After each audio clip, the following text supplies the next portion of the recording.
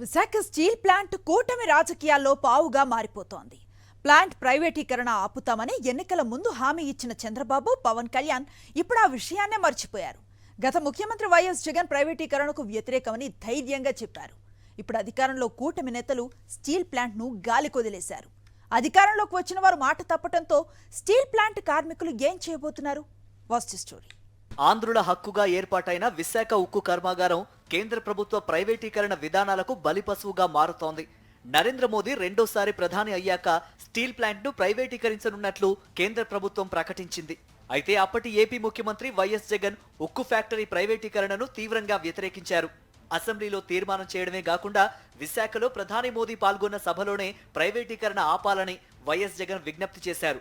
కానీ 2 నెలల క్రితం ఏపీలో కొత్తగా అధికారంలోకి వచ్చిన కూటమి ప్రభుత్వ నేతలు స్టీల్ ప్లాంట్ అంశాన్ని గాలికి వదిలేశారు. ఇప్పటి CM Chandrababu, deputy CM Pawan Kalyan తో సహా బీజేపీ నేతలు కూడా ఎన్నికలకు ముందు విశాఖ స్టీల్ ప్లాంట్ ను ప్రైవేటీకరణ చేయనివ్వబోమంటూ కార్మికులకు హామీ ఇచ్చారు. స్టీల్ ప్లాంట్ లో బహిరంగ సభ పెట్టి మరీ కార్మిక సంఘాల నేతలకు నమ్మకం కల్పించారు. కేంద్రంలో, రాష్ట్రంలో ఎన్డీఏ కూటమి ప్రభుత్వాలే అధికారంలోకి వస్తాయి, తాము అధికారంలోకి వస్తే స్టీల్ ప్లాంట్ ప్రైవేటీకరణ ఆగుతుందని నమ్మబలికారు. తీరా కూటమి అధికారంలోకి వచ్చిన తర్వాత స్టీల్ ప్లాంట్ ప్రైవేటీకరణ అంశాన్ని మర్చిపోయారు. కార్మిక సంఘాల నేతలు సీఎం చంద్రబాబును కలిసినా ఎటువంటి ప్రయోజనం లేకుండా పోయింది. మీరు రాజకీయాలు చేయొద్దంటూ ముఖ్యమంత్రి చంద్రబాబు ఉక్కు కార్మిక సంఘాల నేతలను హెచ్చరించారు. కేంద్ర ఉక్కు శాఖ మంత్రి కుమారస్వామి గత నెల స్టీల్ ప్లాంట్ లో పర్యటించారు. ఈ సందర్భంగా విశాఖ ఉక్కు కర్మాగారం ప్రైవేటీకరణ జరగదని కార్మికులకు హామీ ఇచ్చారు. స్టీల్ ప్లాంట్ గతంలో ఏ విధంగా పనిచేస్తుందో ఇప్పుడు కూడా అదే తరహాలో పనిచేసేలా అన్ని చర్యలు తీసుకుంటామని కార్మికులకు స్పష్టం చేశారు. ఈ సందర్భంగా కార్మిక సంఘాల నేతలు కొన్ని డిమాండ్లను కేంద్ర మంత్రి కుమారస్వామి ముందు ఉంచారు. మూలధన వ్యయం కింద 10,000 కోట్ల రూపాయలు ఇవ్వాలని, ప్లాంట్ ను కేంద్ర ప్రభుత్వ సంస్థ స్టీల్ అథారిటీ ఆఫ్ ఇండియాలో విలీనం చేయాలని డిమాండ్ చేశారు. కేంద్ర మంత్రి కుమారస్వామి పర్యటన తర్వాత స్టీల్ ప్లాంట్ పరిస్థితి మరింత అగమ్య గోచరంగా తయారైంది. రా మెటీరియల్ కూడా పూర్తిగా అయిపోవచ్చింది. దీంతో ప్లాంట్ నడవడమే కష్టంగా మారింది. దీని వెనక కేంద్ర ప్రభుత్వం కుట్ర దాగి ఉందని కార్మికులు అనుమానిస్తున్నారు. ఉద్దేశపూర్వకంగానే ప్లాంటును నిర్వీర్యం చేస్తున్నారని అభిప్రాయపడుతున్నారు. ఒక పక్క ప్లాంటును కాపాడుతామని చెబుతూనే మరో పక్క స్టీల్ ప్లాంట్ ఆస్తులను అమ్మడానికి సిద్ధమవడాన్ని తప్పుబడుతున్నారు. ఇంత జరుగుతున్నప్పటికీ రాష్ట్రంలో అధికారంలో ఉన్న కూటమి నేతలు నోరు మెదపకపోవడం పట్ల కార్మికులు మండిపడుతున్నారు. ముఖ్యమంత్రి చంద్రబాబు నాయుడు, డిప్యూటీ సీఎం పవన్ కళ్యాణ్లు ఢిల్లీ వెళ్లి ప్రధాని మోదీని ప్రైవేటీకరణను ఆపాలని ఎందుకు అడగడం లేదని కార్మిక సంఘాలు ప్రశ్నిస్తున్నాయి. ఎన్నికలకు ముందు హామీ ఇచ్చిన బీజేపీ నేతలు ఇప్పుడు ఏమైపోయారని ఆగ్రహం వ్యక్తం చేస్తున్నారు కార్మికులు.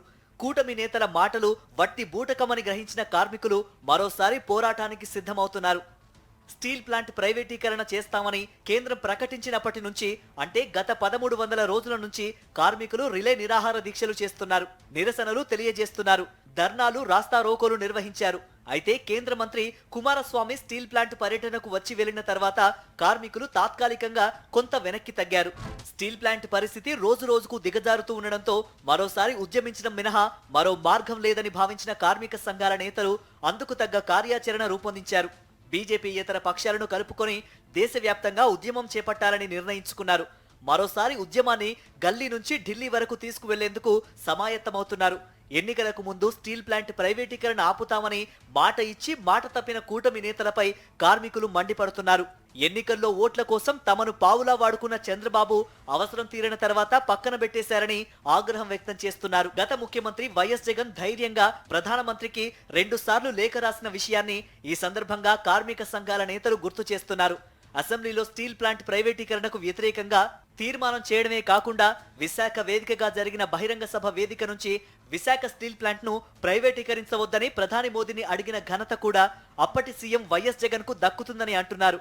ఉక్కు కార్మికులు మరోసారి పోరాట బాట పడుతున్నారు. కేంద్ర రాష్ట్ర ప్రభుత్వాలు ఎలా స్పందిస్తాయో చూడాలి.